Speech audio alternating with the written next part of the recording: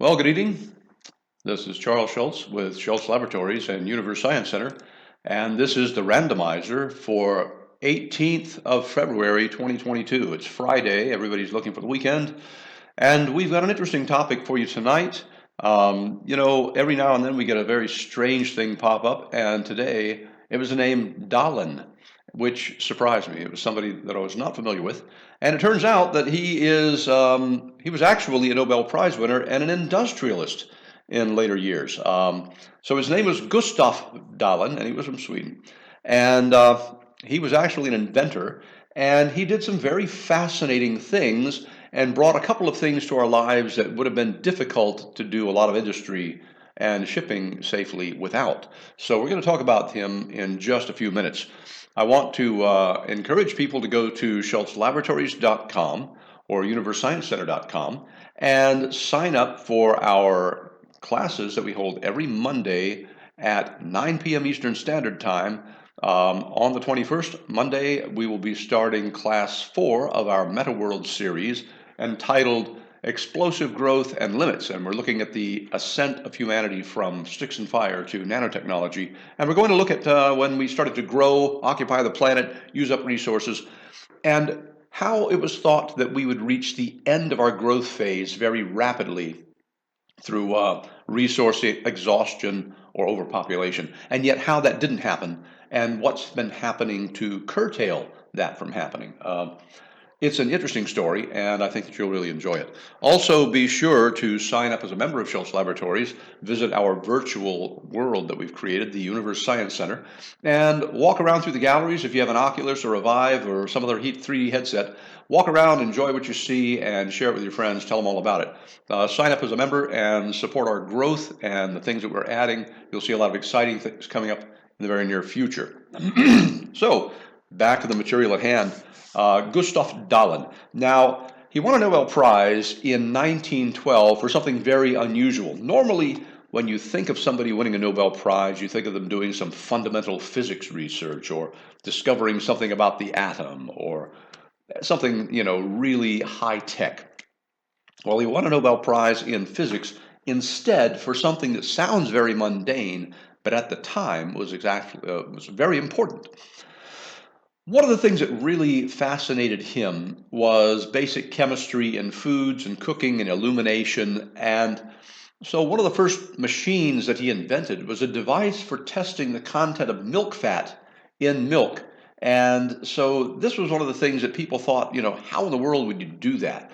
He was an exceptionally creative individual. And he was able to figure out ways to test things that people had no idea you could even test for. And he would devise and build these things, and they would work. And so one of the things that really interested him was illumination. And gas was, at the time, the one thing that you had, chemicals that you could burn that would produce light that was consistent and easily controllable. Well, many people understood that there were other chemicals that you could burn, other types of gas, but when chemistry really was starting to come into its own, one of the inventions was acetylene. Now, acetylene is a very unusual hydrocarbon compound because it has something that almost no other hydrocarbon does, a triple bond. Now, what does it mean? If you don't know any chemistry, that doesn't make any sense. So let's talk about carbon atoms, for instance. Atoms are very much like Lego blocks, and they'll stick together in certain ways.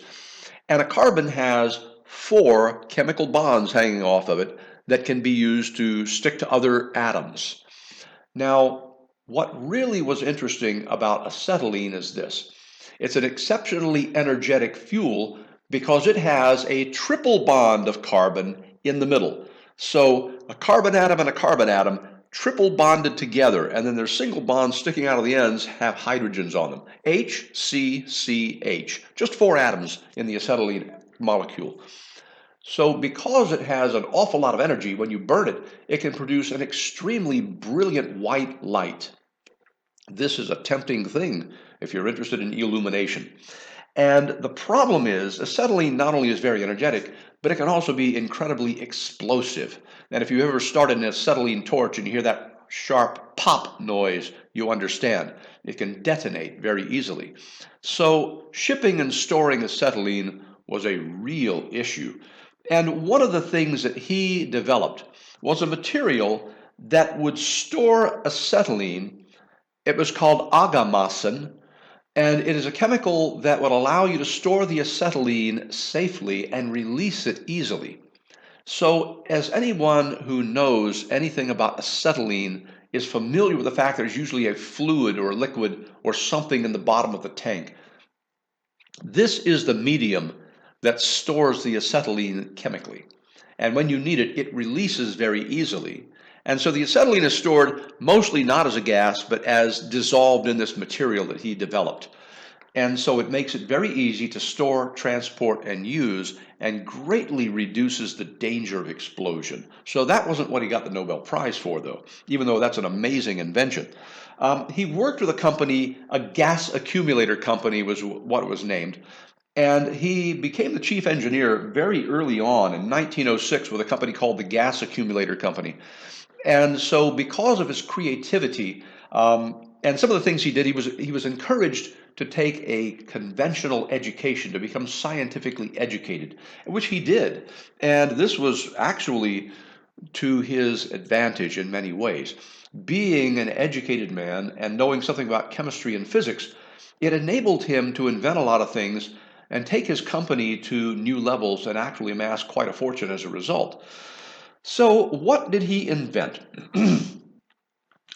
He started with acetylene, he invented agamasin to store it, and then what he did was he created a gas valve, a very special gas valve that would time automatically and then burn a large quantity of acetylene in a brilliant white flash and then go back to a very minimal pilot light. And this device that he invented worked automatically. And in the end, of course, he received the Nobel Prize for this device because it was incorporated in lighthouses. Now, lighthouses, you didn't want to have an electrical supply because if the power went off, your light would go out. And you didn't want to have something just burning up there. I mean, that was what was done in the past.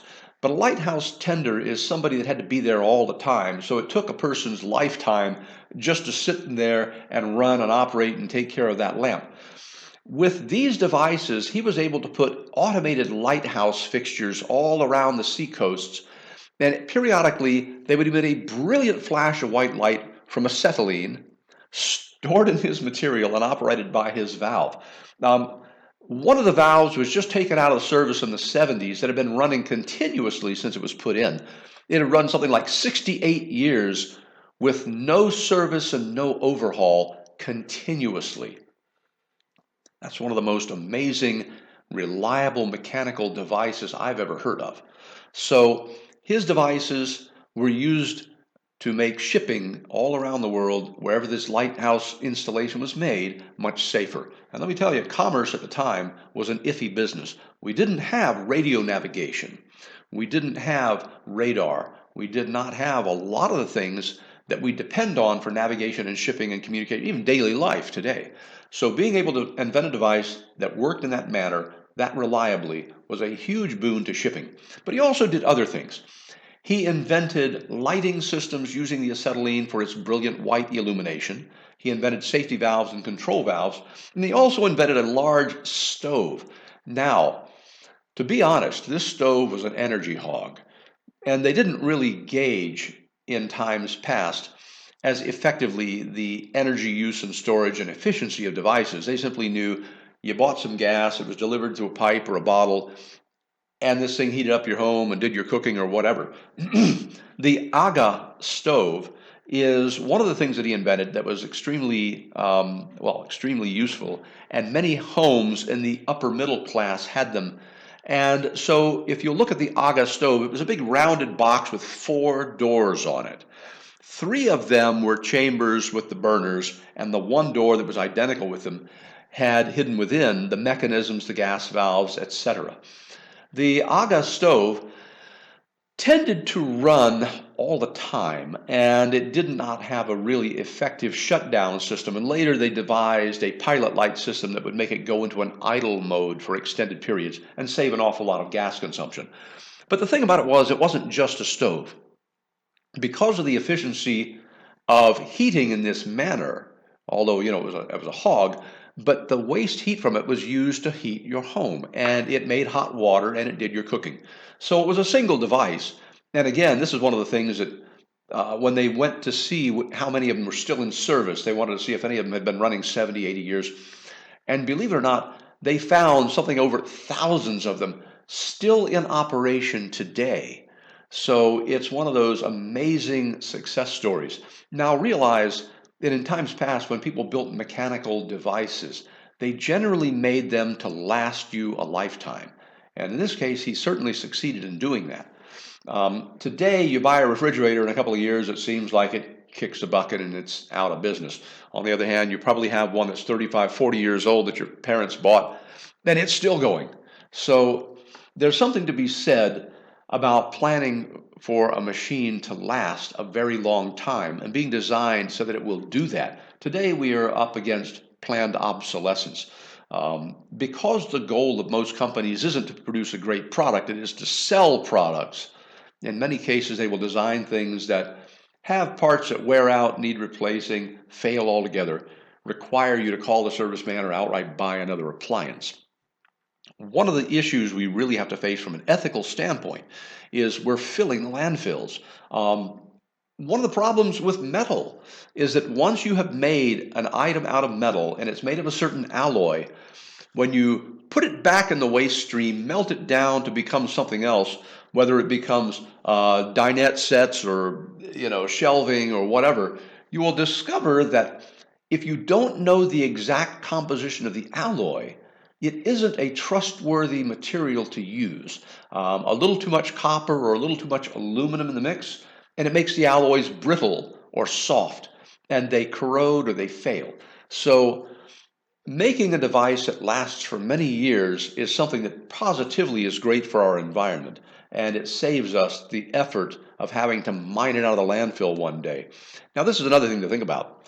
Gustaf Dalen's contributions to our way of life were better illumination, safety in shipping, better cooking systems, and the ability to store and ship acetylene. That's four pretty big items if you think about it. Now, they contributed very well to the sort of middle class life that a lot of us lead, and people did in the past as well. So it's safe to say that as a Nobel Prize winner, he absolutely he earned it. You look at the things he invented, and you think, well, that was awful simple, but they were innovations that didn't exist. They didn't exist at the time, and he was the man that pulled it off. So, as odd as it seems, he wasn't this great physicist or anything, but he certainly was a very clever and educated man and a good inventor and a good businessman. And I also want us to think about the fact that today, all of the materials that did fail and we've accumulated in our landfills, at some point we've got to be called on the carpet about this. We've got to figure out what we're going to do. A lot of places will actually try to separate the biological materials and break it down into like methane gas and use that. But at some point, we have to take out all the plastic, all the metal, all the ceramic, all the glass, sort it out and do something with it. I think what we're going to be seeing very shortly is radical new ways to do that. Sorting machines are now on the way. You can buy a handheld X-ray device you literally can hold in your hand that you shine it on or you press it up against a piece of metal, you hit the button, it analyzes it, and it tells you exactly what the alloy composition is. Well, imagine making a scrap recycling machine that sorts each and every piece, identifies the alloy, and throws it in a bin specifically for that material. Man, recycling would get so much easier if somebody would use their brains, put these machines together, and help us recycle a lot of the crud we have accumulating in our landfills, trash piles, and scrap yards. That one invention would really go a long, long way, and I'm sure it's on the way. The fact that you can identify an alloy with a handheld device now, that's a big step in the right direction. So anyway, we can expect with new technologies basically in detecting what material is made of, this is on the way. The end of landfills could be very shortly around the corner. One of the biggest problems, identifying types of plastics, sorting them properly. Some machines use a water stream grinded into pellets. The ones that sink go one way, the ones that float go another way. Now we have X-ray devices and spectroscopic devices that can analyze each pellet of plastic and sort it out. If you go online and look at people who build Lego machines, you will find clever individuals who have built machines that will, you pour a bucket of bricks, Lego bricks in, and it sorts them by shape and color automatically. This is very cool. It's like a robot project made at home that has the ability to do some sorting. This same sort of thinking, applied with the new detection methods that I mentioned, will allow us to grind all that stuff up, run it into different streams, sort it out where it ultimately needs to go, and recycle it with far greater recoverable material content. You literally could start businesses doing nothing but recycling landfills. And think about it. I mean, you've got decades worth of material in there that we could safely recover and put back into the stream. And so that would save us a lot of mining and energy and transport resources. So back to Gustaf Dalen. That's our term for the day. He is a famous man, Nobel Prize winner 1912, and quite the guy. You might want to look him up and do a little reading on him. You'll find some fascinating things about his life history. So I hope that this was an interesting episode, and from here I'm going to open the floor for questions. Also, I'm going to remind you, please do go to schultzlaboratories.com or universesciencecenter.com, sign up for a membership. Support what we're doing. Share it with your friends. Go online, explore, learn, and have fun. All right, so the floor is open for questions if anybody has any. And I'll look at the chat text window here, and I don't see anything coming up. We do have participants, but quiet evening. Okay, but it is Friday. We'll give you a break for that. You know, everybody just wants to settle back, have something cold to drink, and watch TV. That's fine. Well, I'm glad that you showed up, and I'm glad that I had this opportunity to share this material with you. And I hope that these randomizer episodes will encourage you to go out and look up random technical terms. One of my favorite things to do as a kid was to read encyclopedias. I never knew what I would find. Select a book off the shelf, open it up, and see what I found. And man, that was one of the greatest things I could have ever done. Here's a curious thing you may not know. There are things that we know, things in our minds, concepts that we don't have words for, and yet we just go through our lives using those concepts. And here's one of them. Early on, in the beginnings of recording records on a waxed disc, they would set up in the band shell, the orchestra would play, and the audio fellow would watch the wax being cut by the needle as the music played, and he would realize that the disc was going to run out before they finished playing. Now that's a problem. So he would motion to the conductor, and the conductor would up the tempo a little bit. And then he'd play, and they'd record some more on the disc, and he could see there still wasn't going to be, they were going to run out of time. And he'd motion the conductor, and they'd up the tempo again. And pretty soon, man, they were racing through the score to try to finish before the disc ran out, because you'd have to start all over from scratch if you didn't. All right, so you're trying to finish a job with the resources you have before you run out. This was also something that happened in the encyclopedias. Years ago, when the first encyclopedias were being made, people would look at all the things in the world and they say, okay, we'll start with A. And they collect all the concepts with A, and they get all the articles together. And then you start with B, and they'd start with that, and they'd get articles together. Before you knew it, they'd find out that A was going to be 5 books long, and B was going to be 6 books long. You can't have an encyclopedia that big. Nobody could afford it. You'd have 300 volumes before you know. So if you look at encyclopedias of a few years back, you'll find that they basically would have a volume that say Elemento on the side, because they had to start skimping and not putting all the articles in that would fit. And I always wondered why there were a couple of books that had 2 letters on them, and there certainly were many subjects that would start with those letters, and that was exactly why. So here it is. They were trying to finish the job with the limited resources they had before they ran out. What's the name of that? Nobody knows. Nobody's come up with a word for that, but we see it time and again in various disciplines. So I just thought I'd put a little bug in your head there. Think about that. There are things that you know that you cannot speak a word for. There are things you know that you cannot name. What an amazing thought. Your brain is full of stuff, and you don't even know what all is in there, and you can't even name it all. So anyway, I want everybody to have a wonderful weekend, and I think that We'll have some very interesting material for you Monday. Monday, 6 p.m. Eastern Standard Time, the randomizer. Monday, 9 p.m. Eastern Standard Time, our meta world lesson number 4. So please take an opportunity to come and join us and have a wonderful weekend. And thank you for being here tonight. Everybody take care and make the world a better place. Thank you.